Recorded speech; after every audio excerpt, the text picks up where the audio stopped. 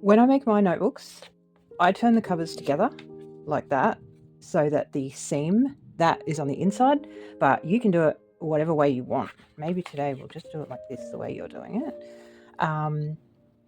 So we'll thread the wire through like that.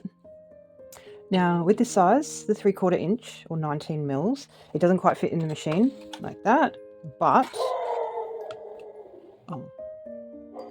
because it doesn't fit, I manually push the coils over part way. So I just give it a little squeeze and aim the tip towards the spine like that, because we want it to fit in the machine, but we want the machine to make everything even and press it down so that it all looks really good. With the wires, they do have this like straight back, and that's what we're trying to round out.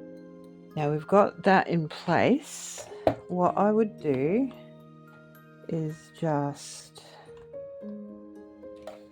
put it in the machine so that the teeth are all facing forward for the first squish.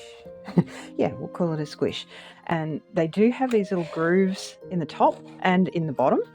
So just making sure everything is straight, and even just sort of manually pushing everything into place before putting it in those grooves, because then they'll just push it forward into place.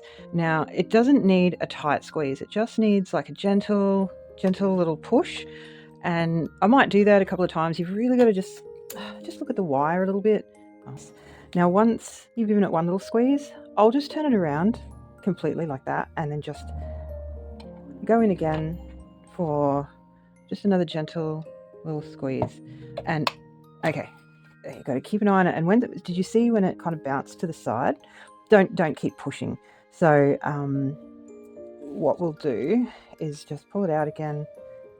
This one is just sort of misaligning, so we'll push that back into place and give it another little go here.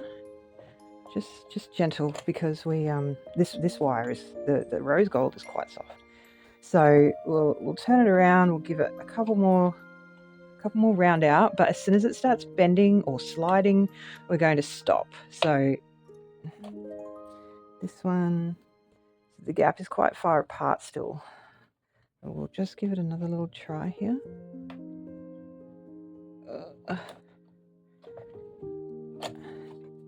And turn it. And turn it. And we're not in a big hurry.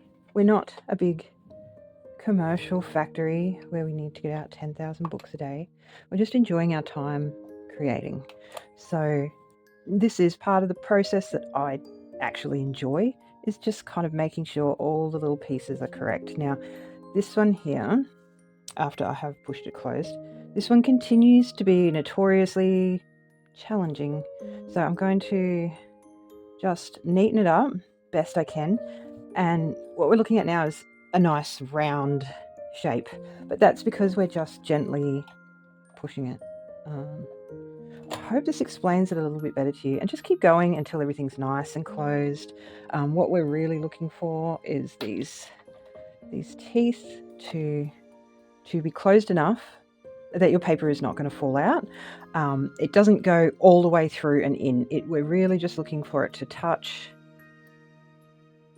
And we'll just give that a nice little, like just a little bit. I wish I could explain how hard that I'm pressing. It's only really gentle. We don't need to go hard. I misinterpreted wire as needing really firm pressure, and it doesn't. So this is what it looks like, round, and the teeth could go a little closer, just as long as it doesn't push all the way in and open that up. As soon as it starts doing that, it's gone a little bit far. Easy fix, just gently pull it out, and you will then be able to push it into the round closure. And I can't wait to see what you make.